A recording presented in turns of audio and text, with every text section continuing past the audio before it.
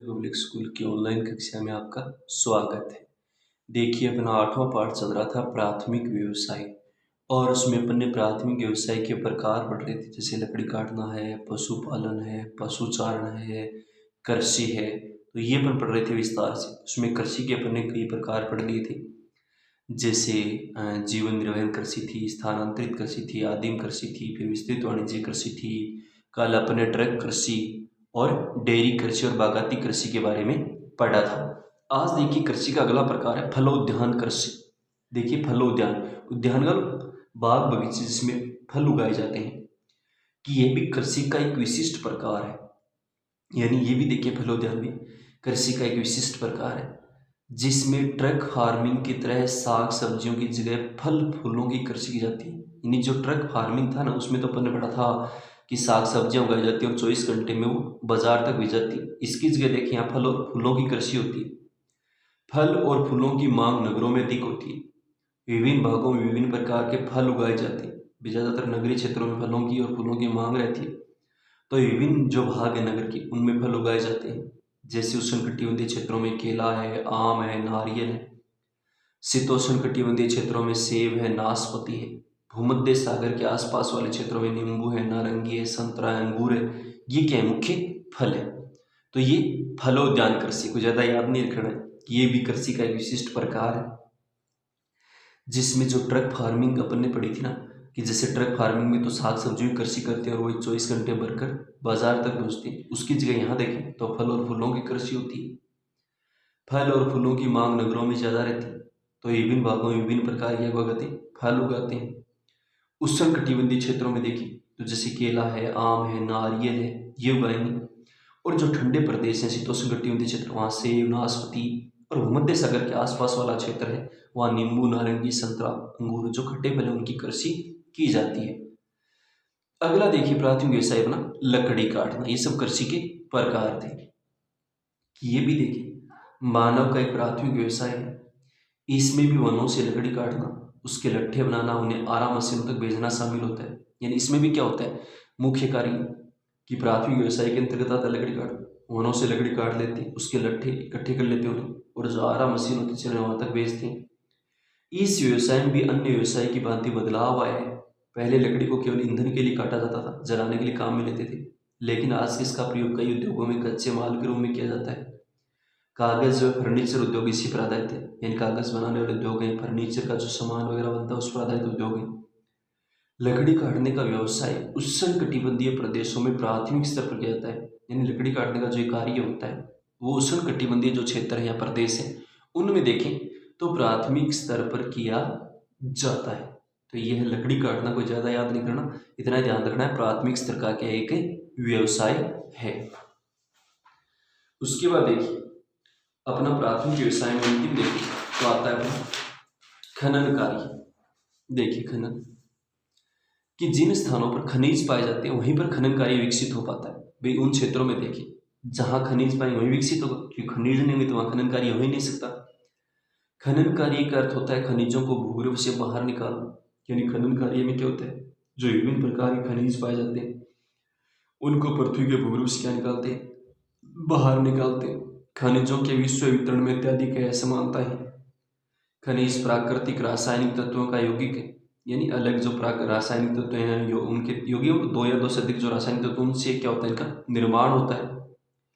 ये अपने भौतिक और रासायनिक गुणों में जाने जाते हैं। यानी इनके अलग अलग भौतिक और क्या होते हैं? रासायनिक गुण होते हैं। और जिन स्थानों से खनिज निकाले जाते हैं वो खान कहलाते हैं। तो ये कोई सामान्य बातें याद है नहीं रखनी। खनन किसे कहते हैं? कि ऐसे स्थान जहाँ भूगर्भ से क्या निकाले जाते हैं? खनिज निकाले जाते हैं। तो खनन, खनिज निकालने की जो क्रिया होती है, प्रक्रिया होती है, वो खनन कहलाती है। उसके बाद देखिए खनन को प्रभावित करने वाले दो कारक हैं, थोड़े ध्यान में रखने आ सकता है। खनन कार्य को प्रभावित करने वाले दो कारक मुख्य कौन से हैं? पहला है प्राकृतिक दशाएं। देखिए प्राकृतिक दशाओं में क्या होता है कि प्राकृतिक दशाओं के अंतर्गत खनिज भंडारों की स्थिति, यानी खनिज भंडारों की स्थिति कैसी? खनिज की कोटि, कोटि का मतलब एक, जिसको कहें संख्या, किस क्रम में है वो, मात्रा कितनी है, प्रकार है, संपन्नता वाला क्षेत्र है, या बाजार क्षेत्र की जो समीपता होती है वो प्रमुख होती है। वे बाजार क्षेत्र समीप है या नहीं है। तो ये सब किसमें आते हैं? प्राकृतिक दशाओं के अंतर्गत आते हैं। कि खनिज भंडारों की स्थिति, कि किस प्रकार खनिज भंडार है, कौन किस स्थिति में अधिक मात्रा में है, कम मात्रा में है। खनिज की कोटि, कोटि का मतलब क्रम कह सकते हैं, किस क्रम में आते हैं, उच्च कोटि के हैं, निम्न कोटि के हैं, मध्यम कोटि के हैं, मात्रा कितनी है, प्रकार कितनी है, संपन्न क्षेत्र है या नहीं, या बाजार क्षेत्र उसके समीप है या नहीं। दूसरा देखिए मानवीय दशाएं। मानवीय दशाओं के अंतर्गत देखें तो खनिजों की मांग, यातायात की सुविधा, पूंजी, श्रम, तकनीकी विकास का स्तर, सरकारी नीतियां प्रमुख। यानी मानवीय दशाओं में देखें तो खनिज की मांग प्रभावित करती है, यातायात के साधनों की सुविधा है या नहीं, पूंजी कम है या ज़्यादा, श्रमिक तकनीकी विकास का जो स्तर है वो किस प्रकार से विकास हो पाया नहीं हो पाया, सरकार की जो नीतियाँ हैं वो इसको क्या करती हैं, प्रभावित करती हैं। फिर खनिजों की विशेषताएं, दो विशेषताएं याद रखने को, ज़्यादा याद नहीं करना, कि खनिजों का पृथ्वी पर वितरण क्या है, असमान है। अधिकांशतः खनिज निश्चित और अनवीकरणीय होते हैं, ज्यादातर निश्चित मात्रा में। अनवीकरण मतलब ऐसे खनिज जिनका दोबारा से क्या नहीं किया सकता, उपयोग या प्रयोग नहीं किया जाता। निरंतर खनन द्वारा खाने दिन प्रतिदिन खर्चीली और अनार्थिक होती जा रही, यानी निरंतर खनन कार्य करें तो दिन प्रतिदिन खर्चीली और अनार्थिक, जिनका ज्यादा आर्थिक महत्व नहीं है। कोई भी देश देखें खनिजों के उत्पादन पर आत्मनिर्भर नहीं है, भी कोई भी ऐसा देश नहीं विश्व का जो आत्मनिर्भर हो, कुछ खनिजों को उसे क्या करना पड़ता है, आयात करना पड़ता है। ऐसा नहीं सभी देश इसमें क्या हो जाए, आत्मनिर्भर हो जाए। तो ये है अपना खनन। दोबारा से देख लो, कोई प्रश्न तो आएगा, 2 नंबर का प्रश्न आ सकता है तो, कि खनन कार्य को प्रभावित करने वाले कोई 2 कारकों के बारे में बताइए, खनिजों की 2 विशेषताएं बताइए। कि जिन स्थानों में देखें खनिज पाए जाते वहीं पर खनन व्यवसाय विकसित हो पाए। भी ऐसे विश्व के क्षेत्र जहां खनिज पाए जाते हैं उन्हीं क्षेत्रों में देखें तो ये खनन का जो व्यवसाय विकसित हो पाए। खनन कार्य का अर्थ होता है खनिजों को भूगर्भ से निकालना, यानी पृथ्वी के भूगर्भ से देखें तो खोदकर बाहर निकालना होता है।